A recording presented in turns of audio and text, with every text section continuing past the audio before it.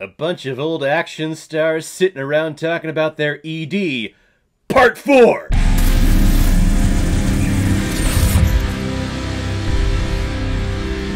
EXPEND4BLES released a couple of weekends ago in 2023 and is directed by Scott Waugh, who has also directed such films like Act of Valor, Need for Speed, and Hidden Strike. And this film is starring Jason Statham, Curtis 50 Cent Jackson, Megan Fox, Dolph Lundgren, Tony Jaa, Iko Uwais, Randy Couture, Andy Garcia, and Sylvester Stallone. Kinda. The EXPEND4BLES are sent to Libya to take out a mercenary who's stolen a couple of nuclear weapons. Well, during the skirmish, Barney Ross is taken out in an aeroplane, and the rest of the EXPEND4BLES are distraught and don't know if the group is gonna continue. Well, it's gonna, because Andy Garcia comes in and says the EXPEND4BLES are still a team, just without Jason Statham, and the leader of the team actually goes to Megan Fox, who is all hot as hell in this movie. So the EXPEND4BLES go for round 2 with the mercenary, while Jason Statham makes his own way there to help them. Now let me first preface this review by saying that I have only seen the first 2 Expendable films. I never watched Expendables 3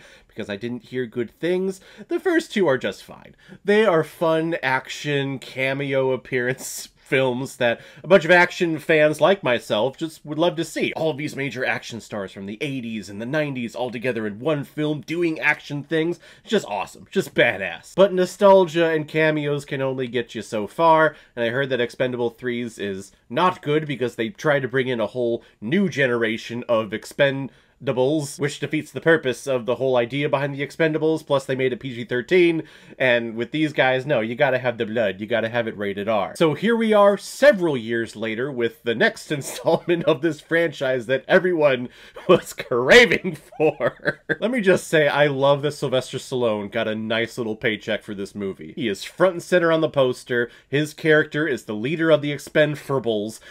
Okay, but pause on that thought. Why do movie studios feel it necessary that when we have a 4th entry in a franchise, if there is an A somewhere in the title of the movie, they have to put the 4 in place of the A because, you know, the A looks like a frickin' 4. Who the fuck thinks like that? Remember that Fantastic Four film from 2015 that everyone hated? They called it Fan-4-Stick. Because it's 4, and it's an A, it's almost a 4, just kind of slightly slanted and doesn't go all the way down on one side. It's fucking bullshit. Stop doing that. Marvel, if you're listening, please don't do that for the next Fantastic Four film that you have coming out. You didn't do it for Avengers Endgame, which was the 4th Avengers film, so don't do it for that. It's stupid, because then you get titles like this. EXPEND4BLES. What money can we spend for the Chicago Bulls, everyone, so that they can win another NBA championship without Michael Jordan? Can anyone tell me? Because expend and then for Bulls, I got it. I got it. It's a dad joke. I freaking got it. You probably got it too. I'm proud of you. But back to what I was saying. I'm glad that Sylvester Stallone got a nice little payday out of this because he is in the first fight scene, barely in the first fight scene. He's just flying the plane around and then the plane gets taken out and he's gone for the rest of the movie. It's fantastic. The second that happened, I was like, good for you, man. Good for you. Your name is plastered all over this brand of the Expendables.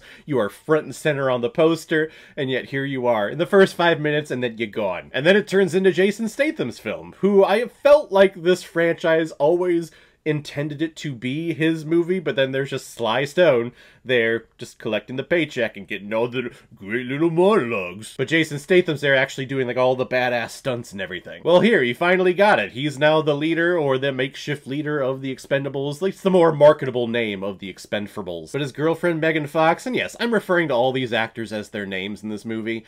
I mean, who cares? You don't go to these movies because you want to see Sylvester Stallone play the role of Barney, who is just so different from any other role that he's ever done. No, you go to these movies because it's these action stars with names putting into this action movie. So I'm calling them by their real life name. So Megan Fox appears here, who again is so attractive, and is probably the reason why she is here. I really liked her when she was on New Girl. I thought she had some great comedic chops.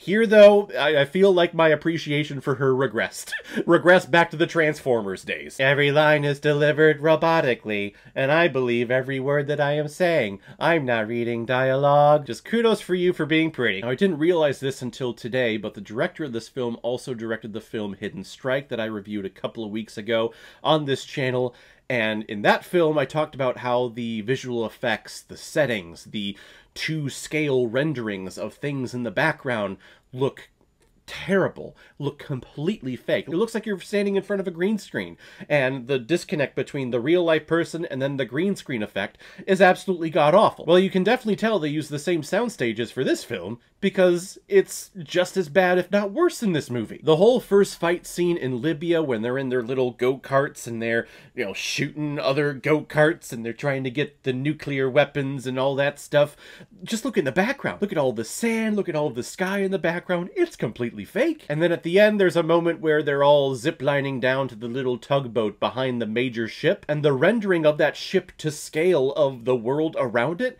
it looks like they're ziplining onto a little tiny boat, onto a little comedic thing, like clowns jumping into a small car. This visual effects company that this director uses, they need some work. They need some help, I think. And with this film, the story, the script, the situation, it's something that you've seen in every action film ever. Some mercenary, some evil person steals codes to nuclear devices and then attempts to set it off and tries to start the next world war on this planet. And yeah, okay, sure. But it's a Hollywood action film, so we always have to have a great happy ending, so you know they're not going to succeed. It's just a whole bunch of old dudes sitting around talking about how they're not as fast as they once were. They're not as quick-witted as they once were. Their penis doesn't work like it used to. Which makes me really upset. I really could have used a sponsorship from Hims just about now. Could have just inserted that right in there.